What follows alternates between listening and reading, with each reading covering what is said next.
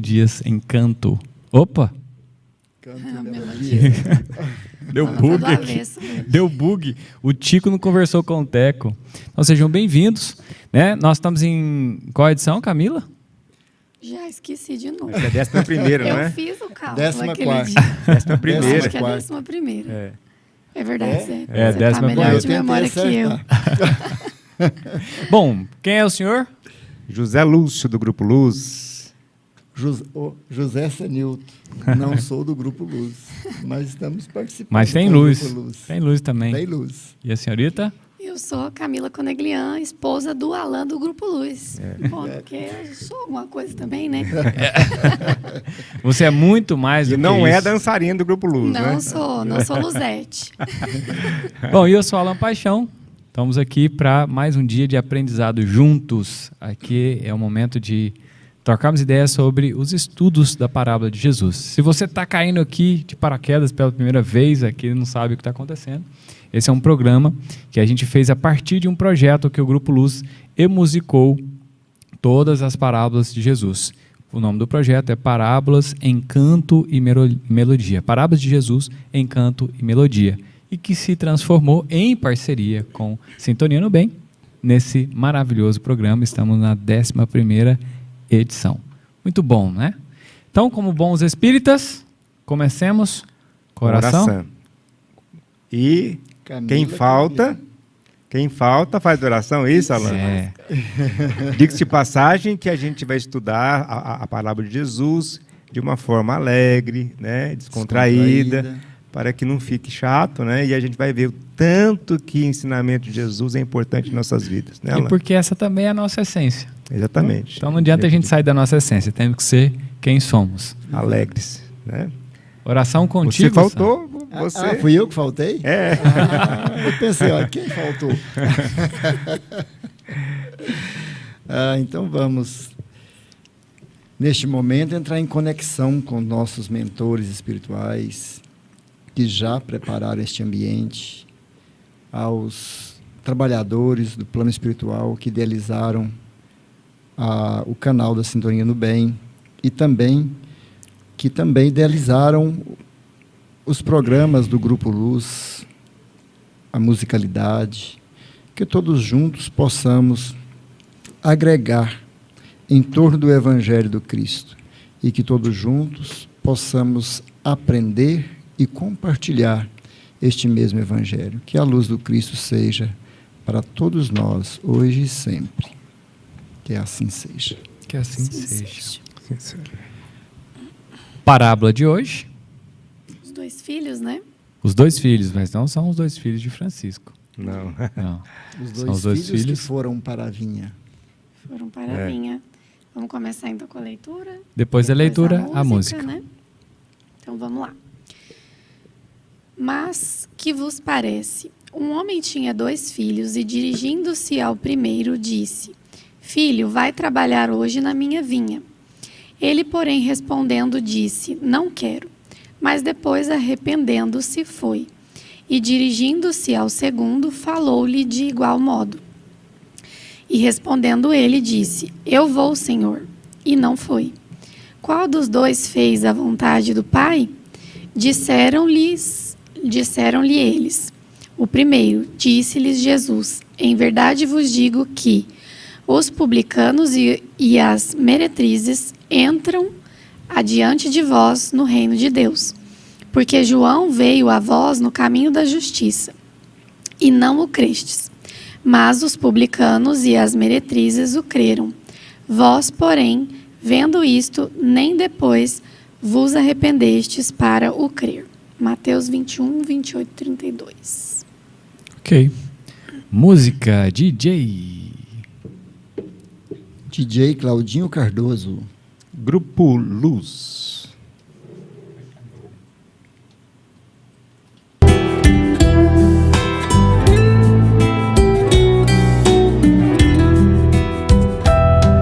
Um homem tinha 2 filhos e pediu para o primeiro: Vem trabalhar na minha vinha o dia inteiro. Ele disse: Sim, vou te ajudar, e não apareceu. Então o pai foi ao segundo e lhe falou: Venha pra vinha, pois preciso, filho meu. Ele disse: Não, não quero agora. E deixou tudo pra outra hora.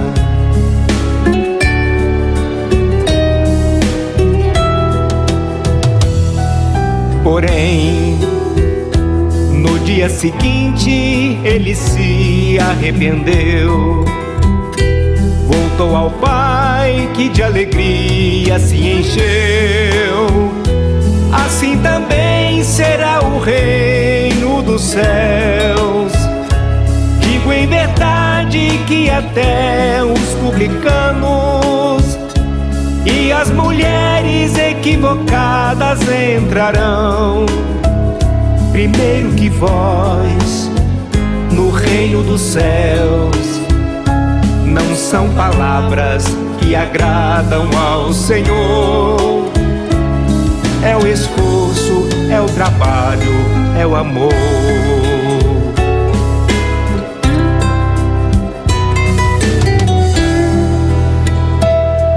Um homem tinha 2 filhos e pediu para o primeiro: Vem trabalhar na minha vinha o dia inteiro.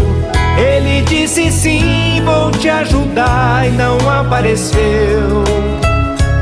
Então o pai foi ao segundo e lhe falou: Venha pra vinha, pois preciso, filho meu.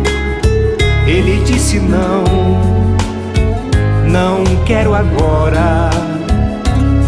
deixou tudo pra outra hora.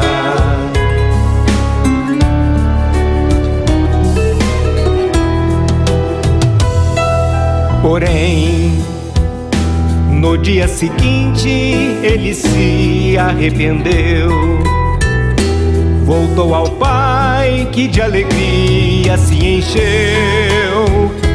Assim também será o reino dos céus. Digo em verdade que até os publicanos e as mulheres equivocadas entrarão primeiro que vós no reino dos céus. Não são palavras que agradam ao Senhor. É o esforço, é o trabalho, é o amor.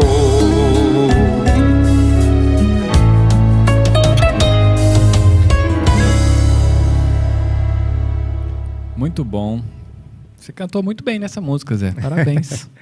Ficou muito boa na sua voz. A gente não gosta da voz da gente, né? Mas eu gosto da sua voz. A gente parece que acha estranho, né? Não sei se acontece isso com você, mas com muitos cantores que eu converso, não gostam da própria voz, né? Eu aprendi a gostar, mas no início era bem estranho, né? Ouvir a própria voz. Muito bom. Então, a parábola dos dois filhos. Em que contexto Jesus contou essa parábola? Diz aí, José. Eu? Porque você é sósia do pai de Jesus, José. Eu passo minha palavra para você, Alan, em que contexto? Você fez a pergunta? Qual foi, Sam? Tem cara de quem responde, sei é o Sam. Eu acho que, em primeiro lugar, né, como tudo, né, eu estou aprendendo com o Alan. O Alan fala que a gente tem que contextualizar. Aterrizar. Aterrizar. Então, para contextualizar um pouquinho isso daqui, a gente tem que entender um pouquinho onde Jesus estava e para quem estava falando, né? E é comum, Jesus, ele todos os dias ia para o templo para pregar. Era comum ele fazer isso. Ele pregava e depois ele encaminhava para o Monte das Oliveiras para orar. Então ele sempre estava ali e as pessoas o admiravam, gostavam demais de Jesus, estavam ali seguindo aquele homem e estava causando um incômodo muito grande. O incômodo ali com os sacerdotes, o incômodo com os líderes do povo, né? Com todos aqueles que governavam. Eles começaram a perceber que aquele homem estava pescando as pessoas e que eles gostariam de pescar e fugindo de suas dominações, né? E eu trouxe aqui para ler um pouquinho antes da parábola, para a gente entender que no Evangelho de Haroldo, né, segundo Haroldo, Novo Testamento, por tradução de Haroldo Dutra Dias, aliás, fantástico. Que antes até da parábola, que fala um pouquinho disso aqui, ele fala da autoridade de Jesus, no capítulo 21 a 23. Então ele diz o seguinte: chegando ao templo, aproximaram dele, enquanto ensinava, os sumos sacerdotes e os anciãos do povo. E pergunta para ele: com que autoridade você faz essas coisas? Porque aquele homem simples, né, filho de um carpinteiro, estava lá dentro do templo sempre pregando para aquelas pessoas e estava já causando um incômodo muito grande. Então ele pergunta: com que autoridade é que você faz essas coisas? E quem te deu esta autoridade? Em resposta, Jesus lhe disse: eu também vos perguntarei uma coisa. Isso faz parte da psicologia do Cristo, né? Ele nunca ia direto ao ponto dando respostas prontas. Ele sempre deixava para que as pessoas buscassem, né, e pesquisassem na sua mente se realmente a atitude estava sendo correta. Então ele faz essa pergunta: eu também vou te fazer uma pergunta, vou perguntar uma coisa. Se me disserem, eu também vos direi com que autoridade faço essas coisas. Sabedoria imensa dele, exato, né? Então ele diz: o batismo de João era de onde? Do céu ou dos homens? Eles conversavam entre si, dizendo: se dissermos que é do céu, ele nos dirá: então por qual razão não crestes nele? Se dissermos que é dos homens, tememos a turba, a multidão, né, que tinham ele como profeta, pois todos eles consideravam João Batista como um profeta que antecedeu Jesus para anunciá-lo. E respondendo a Jesus, disseram: não sabemos. E ele lhe disse... Mentira, né? Isso, não sabemos. Porque eles não tinham resposta para Jesus, porque Jesus colocou eles contra a parede. Da mesma forma que eles tentavam fazer com que Jesus deslizasse de alguma forma para que pudessem levar a uma condenação, eles toda hora estavam espremendo Jesus para que ele deslizasse. Então Jesus devolvia-lhes a pergunta serenamente, com todo respeito, mas fazendo com que eles buscassem dentro de si as respostas próprias e fazendo com que eles percebessem também que eles nem tinham motivo para duvidar dele e que ele não era esse criminoso do qual ele pensava. Então ele responde, Jesus responde, quando ele diz que não sabiam. Então, nem eu vos digo com que autoridade faço essas coisas. Né? E aí é que ele diz... Se você não me responde, eu também não te respondo. Então, aí é que ele vai fazer esta parábola, é que ele vai falar dos filhos, né, que foi mandado para a vinha, que o pai mandou para a vinha. Né? Vai trabalhar, você vai hoje, como que é? Ele de pronto responde, claro, estou pronto, eu vou na hora. E não foi. E outros que disseram que não ia de jeito nenhum, estes foram. Né? Então, esta parábola que Jesus contou foi após esta conversa que teve com os sacerdotes. Após esta conversa. Então, para quem que ele falou essa parábola? Exatamente para aqueles que o indagavam. Exatamente para aquelas pessoas. E aí é que tem essa contextualização para entender. E depois ele diz no final, né? Amém. Amém vos digo, que os publicanos e as prostitutas estarão primeiro no reino dos céus. Então, o que quer dizer isso? Por quê? Porque eles viram o profeta e o seguiram. Eles viram a palavra e seguiram. Outros não. Outros veem, percebem, sabem, mas colocam os seus prazeres temporais, as suas necessidades temporais, conveniências temporais à frente de tudo e seguem adiante errando. Então estes são aqueles que estão lá toda hora pregando, estão falando, sim senhor, estou lendo aqui o evangelho, sim senhor, estou pregando para aquelas pessoas, sim senhor, eu acredito. E isso também nós podemos ver no dia de hoje. Nós temos inúmeras pessoas no nosso meio espírita, em primeiro lugar, nas religiões católica, protestante, em todos os lugares, que falam sim para Jesus toda hora, para o chefe, para o dono da vinha. Vou, mas não vão. Porque eles falam com os lábios, mas as atitudes não condizem. E inúmeras pessoas falam que não e nem olham. Mas a consciência, na hora que eles estão diante de uma atitude errada, na hora que eles estão diante de uma atitude onde eles vão... Porque a vinha, na verdade, é seguirmos os mandamentos de Jesus. É o trabalho. Alta construção, é o trabalho, é a construção de nós mesmos para expandir numa construção coletiva. Então, às vezes, esses falam, não, eu não vou, eu não estou pronto.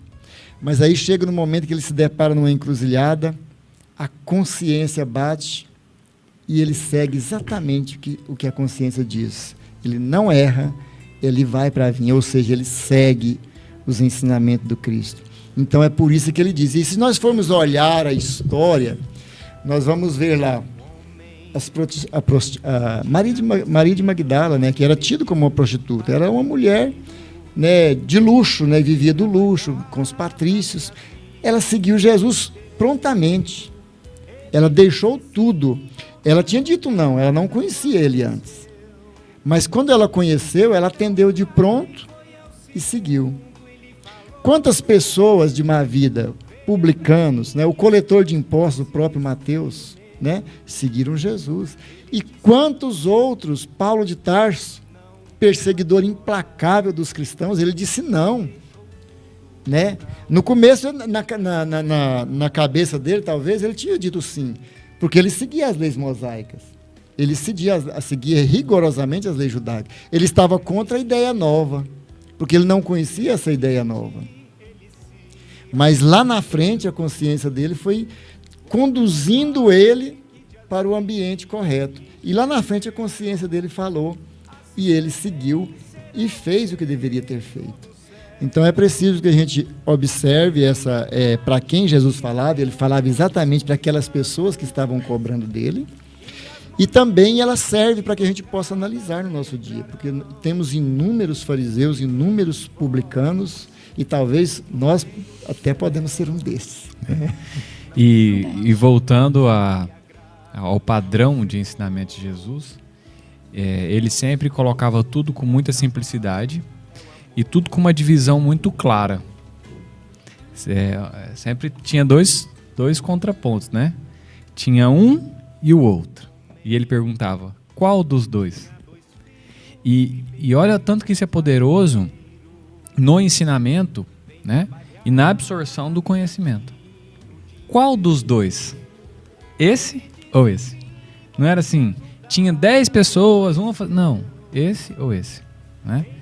E a pessoa tinha clareza da resposta, ela sabia qual era a resposta, né? Só que muitas vezes a gente sabe a resposta, mas a gente não consegue fazer aquilo acontecer ela na nossa fere vida, exatamente, né? A nossa vaidade pessoal. É o que acontecia com eles. Eles percebiam que aquele homem era bom. Ele percebia que ele estava fazendo um bem danado para a população. Eles sabiam de tudo isso. Mas a vaidade pessoal fazia com que eles dissessem não. A vaidade pessoal. E por isso que ele falava o tempo todo, né? Quem tem olhos para ver, que veja. Quem tem ouvidos para ouvir, que ouça. E a gente fica pensando, mas como assim, né? É porque os que estão ouvindo não ouviam de verdade. Hoje nós vemos isso. Nossa vaidade pessoal não nos permite dizer sim o tempo todo. Às vezes falamos, mas negamos com atitudes. É verdade. Exato. Por causa exatamente da vaidade pessoal.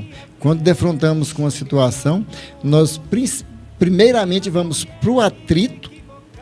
Para quê? Para satisfazer o meu ego. Para dizer que eu estou certo. Para satisfazer a minha verdade. A minha verdade. É a mesma coisa do sacerdote do templo. Eu quero satisfazer a minha verdade. Ele lá queria isso. Ele queria satisfazer a verdade dele. Ele percebia que Jesus estava correto, estava fazendo um bem danado. Mas a vaidade pessoal falava mais alto. E o interessante é que, em momento algum, Jesus apontava o dedo e falava assim, você é esse ou você é aquele? Nas entrelinhas e no contexto, ele perguntava assim, de que lado você está? Quem é você nessas duas situações, né? E aí ele afirmava dentro de uma história que o fulano e o beltrano vão entrar no reino do céu muito primeiro do que o ciclano, né? E sempre que ele respondia... E aí ele falava, aí as pessoas pensavam, vixe, então aonde eu tô, né? Ele localizava as pessoas, ele pegava as pessoas, né, nesse contexto, principalmente quem usava muito mais da hipocrisia, né, que era quem se dizia os bons, né, e sem afrontar eles diretamente, né, colocava. E aí é aonde a mágica, entre aspas, né, na persuasão de Jesus acontecia. Por isso que ele começou a ganhar essa liderança tão voraz, né, que Jesus tinha. Ele falava uma coisa, ele deixava claro o caminho que ele tinha que seguir e as pessoas olhavam para ele e era pura coerência. Como é que eu não sigo um cara desse? Tudo que o cara fala, ele vive. Exato. E acabava que ele sempre exaltava os pobres de espíritos, entre aspas, né, que são chamados pobres de espírito, né? Porque sempre os mais humildes, os mais simples, os mais sofridos, é que ele levava vantagem nas decisões, quando ele colocava, né, essa dualidade para ser decidido, né? Então, e transportando isso para os nossos dias, como é que fica a nossa vida, hein, Alan? Porque quantos de nós ainda, né, inclusive nós, ainda somos muito teóricos, né?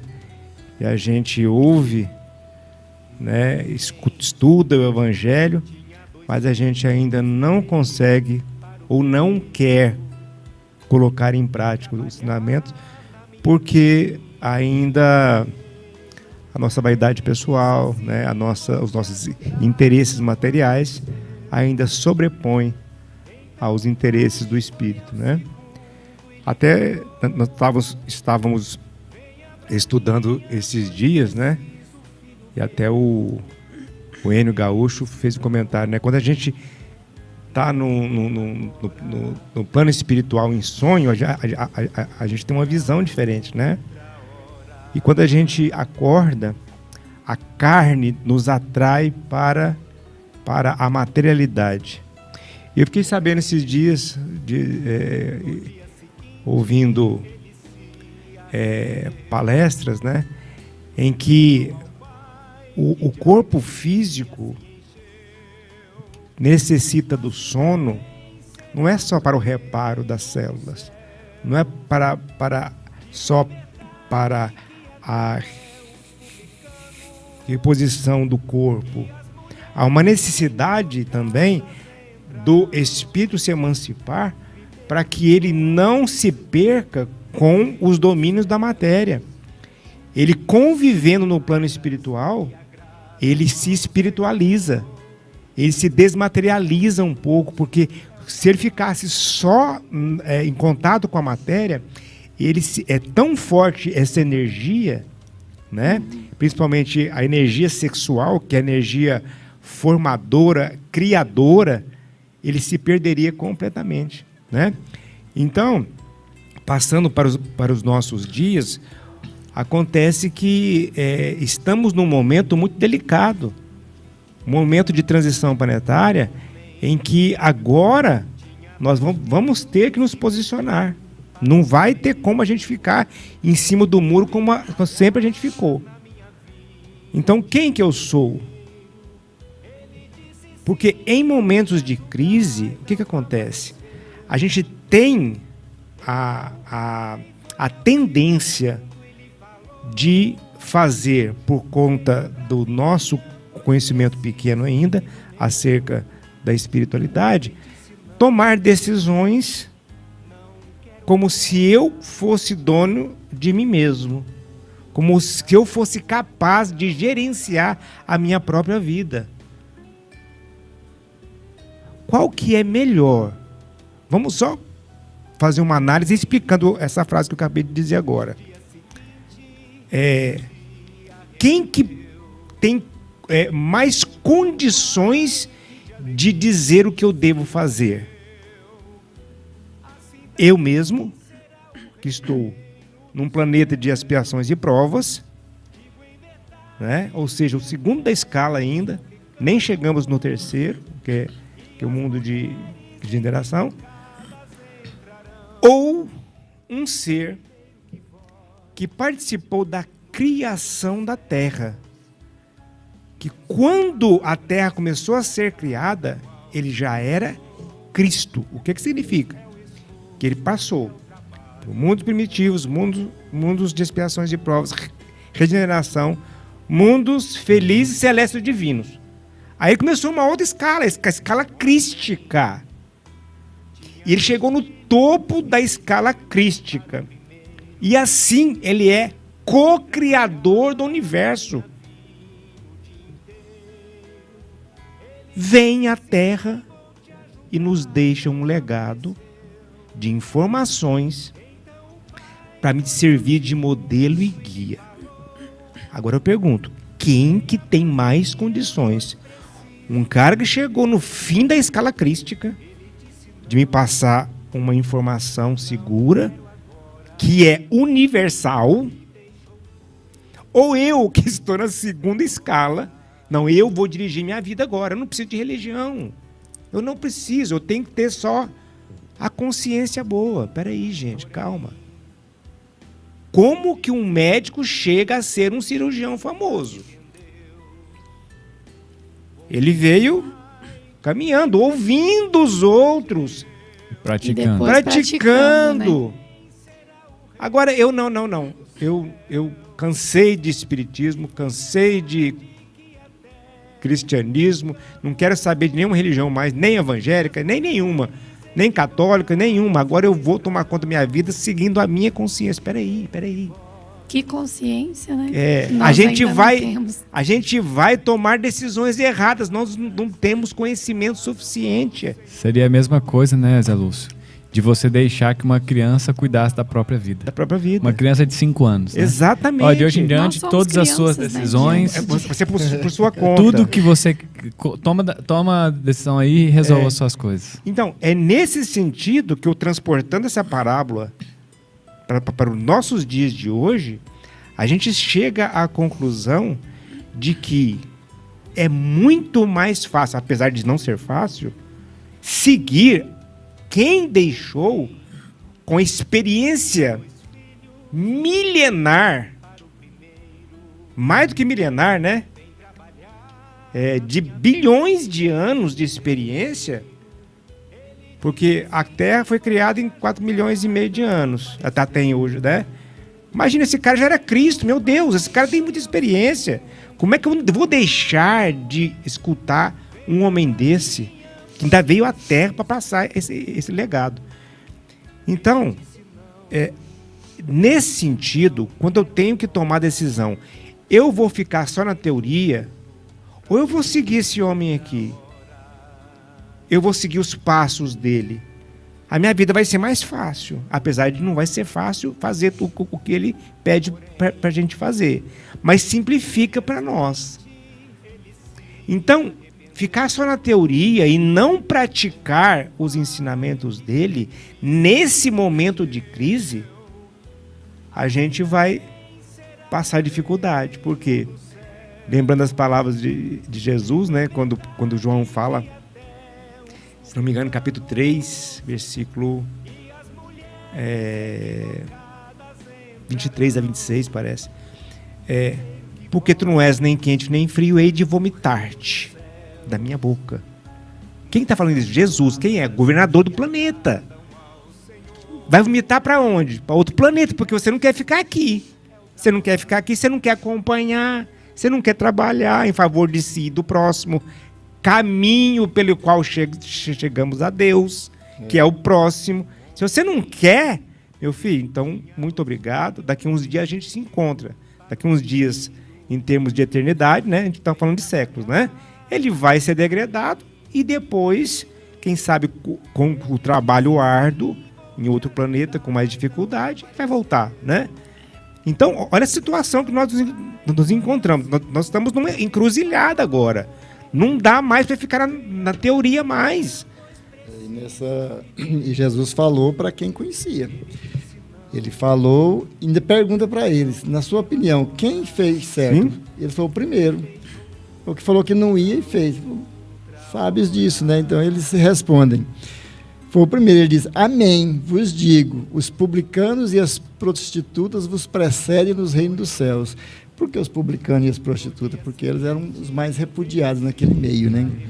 Pois João veio até vós no caminho de justiça e não cresce nele. Os publicanos e as prostitutas creram. Vós, porém, vendo isso, não vos arrependestes e depois para crerem nele. Ou seja, nem depois percebendo o erro, nem depois percebendo que realmente ele era um profeta, nem nós hoje percebendo que realmente o Cristo é essa figura crística do qual do qual o José Lúcio já colocou ele bem acima do que nós podemos entender de universo, né? Numa dimensão crística, nem conhecendo isso, nós estamos fazendo igual o publicano. A gente acaba não seguindo. O que é não seguir? Né? Não fazer o mesmo, não crer nele. Não crer nele é não seguir os seus ensinamentos. E é ter uma rebeldia. É, né? Uma rebeldia. Porque está tudo dentro da lei. É. A lei de Deus está nos ensinamentos de Jesus. Né? Não crer nele, nós estamos fazendo aí como o primeiro que falou assim, não, eu vou para a vinha. Pai, vai, filho, não, eu vou, conta comigo, estou lá firme. E no outro dia o pai espera e o trabalho fica por fazer. Ninguém vai, né? Então esse é o processo. Nós estamos num momento realmente, como diz José Lúcio, de entender que precisamos posicionar com Cristo. Nessa hora, caminhar com Cristo, nos vestir do Evangelho. Ah, mas é complicado, e a gente ouve isso muito, e a gente até às vezes pensa nisso, aí eu abandono a minha vida social. Não. tem condições de conciliar as coisas. Você pode viver para Cristo. Aí uma pessoa já me disse, que ele era bem radical, disse, não tem como servir a Deus e a mamon. Eu falei, não é dessa forma, você vive no mundo, você está encarnado. O fato de você estar encarnado, você faz parte deste contexto. Fazendo parte deste contexto, você trabalha, você leva seu filho para a escola, você tem que matricular numa escola, você tem que ensinar, você tem que aprender, você tem que fazer diversas coisas, que isto é sociedade, viver em sociedade. E nós devemos viver em harmonia na sociedade. O principal é que, em cada palavra que eu vou ter, em cada situação, no meu trabalho, na minha casa de oração, na minha família, quando eu vou falar algo que vai contra o conhecimento deste Cristo, aí eu paro, reflito e volto atrás. E aí eu faço como o primeiro filho, que falou que não falava, mas fez, não ia, mas foi. Aí eu vou seguir o que já está entronizado em mim, que é o Evangelho. Então a gente precisa sempre ouvir a nossa consciência nesse sentido, de que Jesus é o bom pastor, que deu a vida pelas suas ovelhas, e Ele é o único caminho, a verdade e a vida. E nós precisamos ir ao Pai, e é só por Ele. E a gente... Você ia falar alguma coisa, Camila? Não, eu ia falar que eu penso que nós, enquanto encarnados, né, nós estamos sendo chamados para essa vinha, né? Enquanto encarnados, se nós estamos aqui nesse planeta, eu penso que estamos sendo chamados para a vinha. O que eu entendo que é a vinha? O trabalho no bem, né? A continuação do trabalho do Cristo, né? Então, quando ele nos chama a todo momento. E qual dos dois filhos nós estamos sendo em determinado momento da nossa vida, né?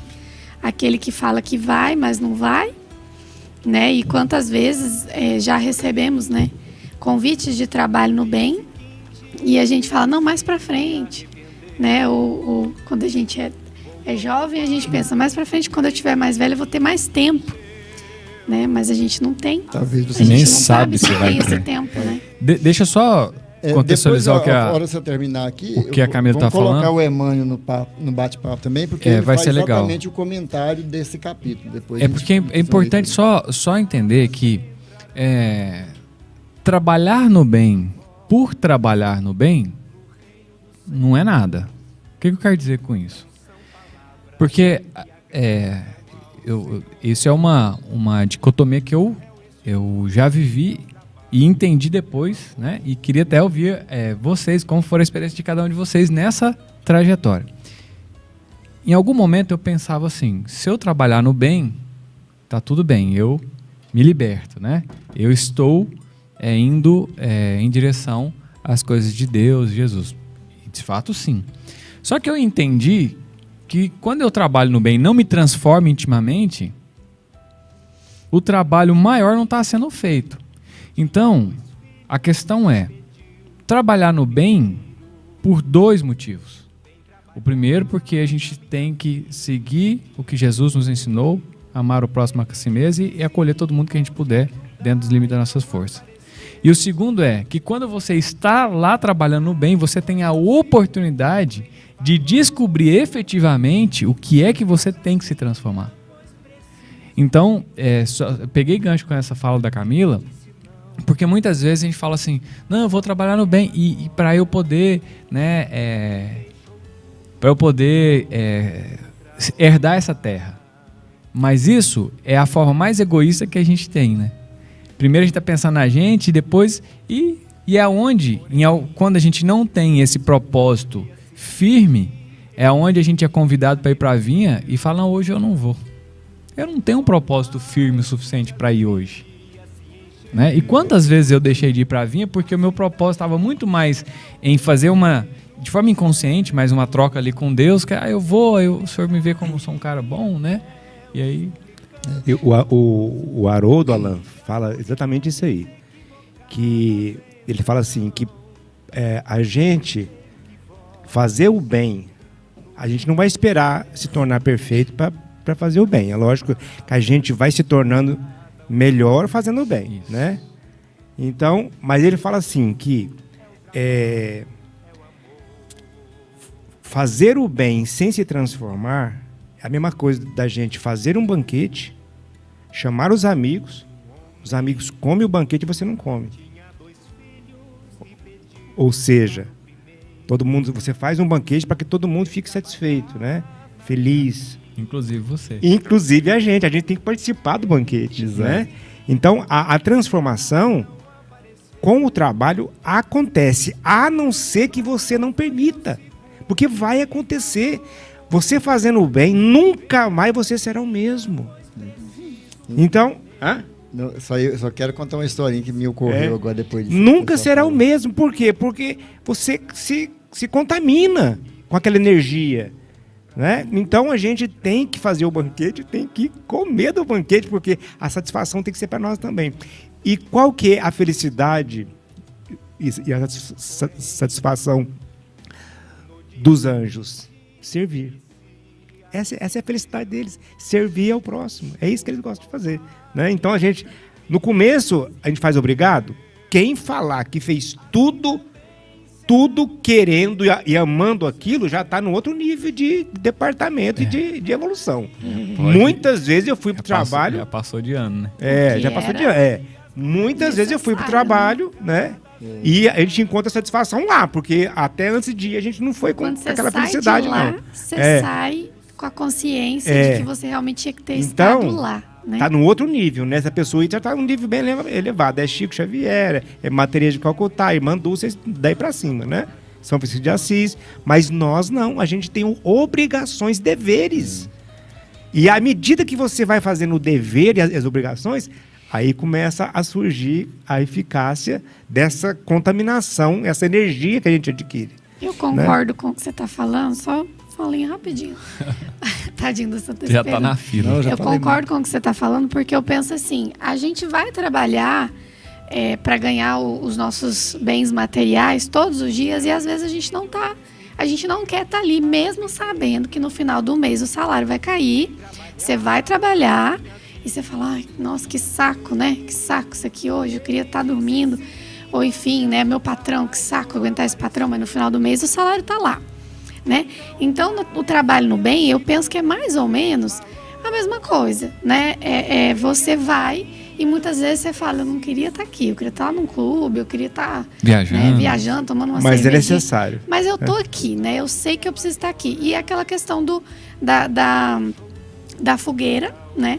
E de você ser um gravetinho, que se você se afastar dessa fogueira, você vai se esfriar. Então, se você é imperfeito e tá indo, mas não quer ir, mas pelo menos você tá perto da fogueira, uma hora vai pegar fogo. Vai te aquecendo. Né? É muito importante a gente falar sobre esse processo do bem, como o Alan abordou, né? Que estar na vinha é estar no trabalho. É estar no trabalho pelo outro, para o outro, né? Servindo. E a maioria das vezes nós programamos o bem. Nós programamos fazer alguma coisa. Já perceberam isso? Nós nunca fazemos espontaneamente. Nós programamos, um dia eu vou fazer isso. Quando eu tiver mais idade, aposentar, vou ter mais tempo.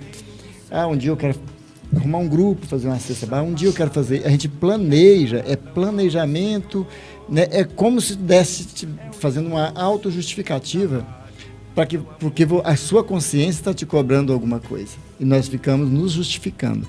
Então, tem uma história interessante um dia, e eu li até nesse livro aqui, tem um capítulo ali atrás, há muito tempo, eu achei muito bacana. Sabes improvisar o bem? Né? Você sabe improvisar o bem? Eu achei muito interessante, e aí tinha uma história que eu ouvi, e eu vou falar ela aqui, tão interessante que quando o bem está em nós nos movimentamos em direção dele sem perceber. Quando ainda não está em nós, nós ficamos nesse planejamento, nessa força, nessa batalha, nesse trabalho, nesse arrumar tempo. Então tem uma história que tinha um senhorzinho que estava à beira da morte. Ele estava lá no quartinho, aquele tanto de aparelho ligado, os olhinhos lacrimejados, né? E ele, olhando para um lado e para o outro, né? Ele já havia falado tanto quanto que ele queria, o filho pedindo para a enfermeira, quando ele ainda estava um pouquinho mais lúcido, chamar o filho para que o acompanhasse nos últimos momentos, né? E essa enfermeira aflita, tentando localizar, falou com esse filho. E lá o velhinho, nesse momento, estava nas últimas. E ela lá, pelejando, e quando de repente abre a porta um jovem, ela, graças a Deus, você chegou, abraçou esse jovem, já colocou ele aqui, seu pai está nas últimas, ele precisa muito de você. Aí o rapaz chegou e sentou, pegou a mãozinha dele e colocou, acariciou os cabelos dele aqui assim. A hora que aquele velhinho sentiu, ele falou assim, estou aqui. Ele só falou assim, eu estou aqui com o senhor. E pegou na mão dele. Pegou na mão dele e começou a fazer carinho nos cabelos dele. E aquele velhinho respirando com dificuldade, naquele oxigênio, os órgãos já quase, né, esvaindo, as lágrimas corriam no seu rosto. E aquele jovem acariciava as suas mãos, os seus cabelos, e ficou ali a noite inteira, segurando na mão dele, apertadinha a mão dele. E aquele velhinho foi mudando o semblante, foi tendo um semblante de paz, né? A enfermeira chega no quarto por volta das 5 da manhã, o rapaz está adormecido ainda, segurando na mão do velhinho. E ela olha, e o velhinho já tinha esvaído a sua vida, né? Já tinha desencarnado. E aí ela começa a desligar o aparelho, acorda ele, olha, ele já se foi. E aí o rapaz levanta, né? Fica de pé, ela desliga tudo e tudo, mas que bom que você veio. Seu pai tinha muita saudade. Ele falou, não é meu pai. Ele falou, como? Ele não é seu pai? Por que você não disse? Bom, quando eu cheguei aqui, eu estava procurando alguém. Quando eu cheguei e você falou que, tão aflita, que o filho chegou, que ele estava partindo, eu quis ser esse filho para ele, dar nesse último minuto, dar esse momento de felicidade. Então não me custava nada. Eu vi que ele não poderia me reconhecer e só segurei em sua mão e vi que ele ficou bem. Então, olha só, é improvisar o bem. Espontaneamente, ele foi conduzido, arrebatado para fazer aquilo ali, sem planejamento nenhum, nada. Então, é uma pergunta que nós precisamos estar à mente, e depois disso ficou na minha mente isso daqui. Você sabe improvisar o bem? Ou as coisas você as repele e as afasta? Então, é interessante a gente ter isso em mente, né? Sempre nos cobrando, você já sabe improvisar o bem? Para fazer como esse jovem, que foi utilizado como uma ferramenta. Vamos chamar a Emmanuel? Dá tempo de fazer a leitura? Dá. Aqui tem no capítulo, esse evangelho aqui, ele faz sempre os comentários, né? Esse aqui é o evangelho de Mateus. Então, exatamente, o filho vai trabalhar na vinha, Mateus capítulo 21 e 28, que é o capítulo desta parábola, né? Então, Emmanuel, explicando aqui esta parábola, ele diz o seguinte, isso aqui está no livro Reformador de 1950. Trabalha e serve. Não te esqueças dos ensinamentos do mestre. Filho, vai trabalhar hoje na minha vinha. Se a dor te visita o coração, improvisando tempestade de lágrimas em teu campo interior, não te confies ao incêndio do desespero e nem ao gelo da lamentação.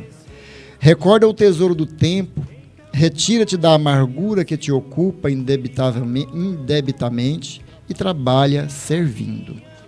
O trabalho é um relógio contra as aflições que dominam a alma. O serviço ao semelhante gera valoroso otimismo. Se a incompreensão te impôs férrea grade ao espírito através da qual ninguém por agora te identifica o ideal ou os propósitos elevados, não te demores acariciando o fel da revolta. Lembra o favor sublime do tempo, trabalha e serve. O trabalho acrescenta energias, o serviço a todos revela a divina sementeira. Se a calúnia chegou ao teu círculo, estendendo sombras tenebrosas, não te afundes no lago fervente do pranto, nem te embenhe na selva do sofrimento inútil. Reflete na bênção das horas, trabalha e serve. O trabalho reconforta, o serviço aos outros anula os detritos do mal. Se arraste, instalando o escuro remorso no centro do próprio ser. Se erraste instalando o escuro remorso no centro do próprio ser, não te cristalizes na inércia e nem te enlouqueças soluçando e gemendo em vão. Medita na glória dos minutos, trabalha e serve.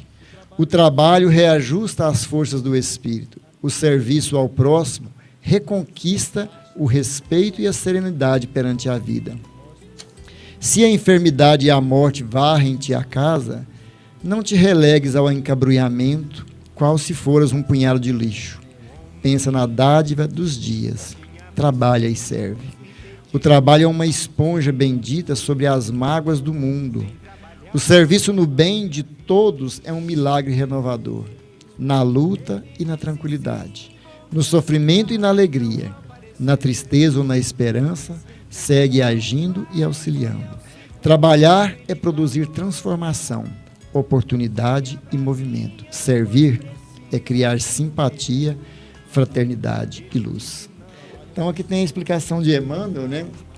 E ainda tem o outro pedacinho aqui, se der para ler, acho que dá, onde ele diz, comenta também sobre o amém, vos digo que os publicanos e as prostitutas vos precedem no reino de Deus. Né? Pode ler ou quer comentar isso aqui? Acho que está como em cima, né, Alan? Que a gente tem que fazer as considerações finais, mas então, texto maravilhoso. A gente percebe que o trabalho é, na verdade, o auxílio, o elixir, né, da nossa existência. E é esse trabalho que nós somos chamados todos os dias, nós falamos, estou dentro. E estamos fora, né? Muitas vezes. Verdade. Muito bom. Chegando em reta final aqui do nosso programa de hoje, nosso estudo. Considerações finais, Camila? Vamos lá. Bom, eu penso que temos que ficar atentos, né, a toda a palavra que o Mestre Jesus nos traz, toda a riqueza, né, e todo o amor, com todo o amor que ele coloca para a gente, né? E qual é a vinha que nós precisamos, né, ir trabalhar, que nós estamos sendo chamados, porque o tempo todo nós estamos sendo chamados a trabalhar nessa vinha, né? E não vai adiantar só trabalhar na vinha e não fazer a reforma íntima, né? Ou vice-versa, fazer a reforma íntima ali de, né, estudar e seguir todos os ensinamentos do Cristo, mas não praticar. Então, um anda junto com o outro, né? A gente tem que estudar sim, a gente tem que fazer a nossa parte de ouvir a mensagem do Cristo, mas praticar também, né? E colocar a mão na massa, né, na vinha que Jesus está nos chamando a trabalhar, porque é necessário, né? É necessário para a nossa evolução, essas duas coisas, né? A reformação íntima e o trabalho no bem. Juntos, né, a gente vai conseguir aí nos tornarmos pessoas melhores, né? Ainda imperfeitos, mas um pouquinho melhores. Zé Lúcio? O importante é sair daqui melhor do que nós chegamos, né? E nesses momentos de crise, será que nós estamos em momentos de crise, né? Será que nós estamos? A gente vê que a gente está numa crise mundial financeira, uma crise sobretudo moral, né? E Dante Alighieri, no livro A Divina Comédia, ele fala uma frase muito interessante. Os lugares mais quentes do inferno estão reservados para aqueles que, em momentos de crise, escolheram a neutralidade. Então, nós chegamos num momento que não dá mais para esperar. Ou eu vou para um lado, eu vou assumir que eu sou mal mesmo e vou ter que assumir, ou eu vou assumir que eu quero o bem. Por que nós vamos ter que decidir? Porque a neutralidade vai ser um dos motivos que as pessoas vão ser degradadas. Porque há séculos que ela está ficando em cima do muro. Há séculos. Então agora não dá mais para ficar. A gente vai ter que tomar uma posição. Então essa frase é muito interessante porque faz a gente refletir que eu tenho que me posicionar. Porque eu me posicionando, eu vou saber quem que eu sou. Porque ficando só acompanhando os outros, né? Um vai aqui, será que vai dar certo ali? Eu vou um pouquinho aqui. A hora que eu ver que não está me agradando, eu vou mudar. Porque, gente, no mundo de regeneração, se a gente não tiver um posicionamento, a gente não vai se sentir bem lá. Imagina todo mundo trabalhando no bem e a gente, no mundo de regeneração, com os braços cruzados, esperando os resultados dos outros. A gente vai ficar sem graça, não vai ficar bem lá nesse local. Então não está dando para esperar mais, a gente vai ter que se posicionar mesmo. Então, nesse momento de crise, O que eu tenho para falar é que a gente precisa agora tomar uma decisão. E segundo o Espiritismo, a melhor decisão é seguir Jesus. Tanto na teoria quanto na prática, fazendo a sua reforma interior através do trabalho. O trabalho seria um mecanismo de nos aproximarmos disso aí, né? Muito bom. Sam? Boa noite. Bom, eu acho que uma reflexão importante que nós podemos levar daqui, dessa parábola dos 2 filhos, é que estamos sim sendo convidados. Qual dos 2 filhos nós somos? Nós somos o filho que de pronto fala, não, eu estou pronto, eu estarei lá. Mas qual é a nossa vinha? A nossa vinha são os nossos relacionamentos interpessoais. E quando eu chego diante de um obstáculo ou de uma situação que me causa desconforto, eu deixo a vinha e tomo o caminho contrário, atendendo às minhas exigências pessoais, da vaidade, do orgulho, contrapondo as palavras do Cristo, às vezes, né, com exageros ou com ofensas. Eu sou este trabalhador que diz, sou do Cristo, mas na hora que eu preciso dar testemunho do Cristo, eu fujo da palavra, eu dou testemunho do meu orgulho, da minha vaidade? Ou eu sou aquele que mesmo, falando não, na hora que eu sou chamado ao testemunho, eu me manifesto e acredito e reconheço Cristo e coloco em prática aquilo que eu já aprendi nesta existência e em outras que está gravado no nosso inconsciente coletivo. Então é muito importante nós termos essa analogia para a gente nos perceber nos dias de hoje. Como José Luz falou, são momentos de crise, são momentos de dificuldades, momentos de conflitos, momentos de guerras morais, né? Onde a moralidade e a imoralidade parece que estão em confronto. Então nós precisamos nos posicionar e nos posicionar com Cristo. Posicionar neste trabalho, o trabalho da vinha é o segmento do Evangelho. Então que nós podemos ser isso, mesmo dizendo não, mas seguindo em linha reta com Cristo. Isto é trabalhar e é o que nós precisamos aprender, né, nos dias de hoje. Muito bom. Eu fiquei presente para a história que você contou do improviso no bem. E para finalizar, se porventura, né, o que eu quero deixar é que se você, em algum momento, estiver com dificuldade, se você segue ou não o Cristo e está com dificuldade de tomar essa decisão, improvise no bem, se coloque à disposição, seja flexível e sempre que tiver 2 caminhos, lembre-se, o caminho do Cristo é o caminho mais seguro. Um grande abraço, até a próxima. Tchau, tchau. Paz e luz para todos.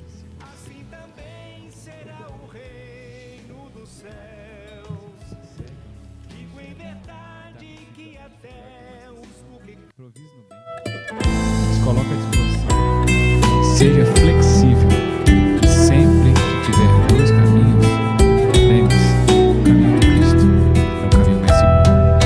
Um grande abraço, até a próxima. Tinha 2 filhos e pediu para o primeiro: vem trabalhar na minha vinha o dia inteiro. Ele disse sim, vou te ajudar, e não apareceu. Então o pai foi ao segundo e lhe falou: venha pra vinha, pois preciso. Não, para o primeiro, não quero agora. Vem trabalhar na minha vinha pra outra hora. Ele disse sim, vou te ajudar, e não apareceu. Então... Porém, no dia seguinte, ele se arrependeu. Voltou ao Pai, que de alegria se encheu. Assim também será o reino dos céus, que que até os publicanos e as mulheres equivocadas entrarão. Primeiro que vós, no reino dos céus, não são palavras que agradam ao Senhor. É o esforço, é o trabalho, é o amor.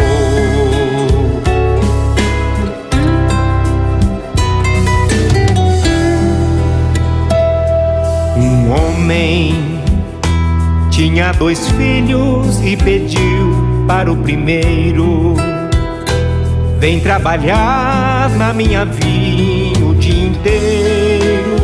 Ele disse sim, vou te ajudar, e não apareceu.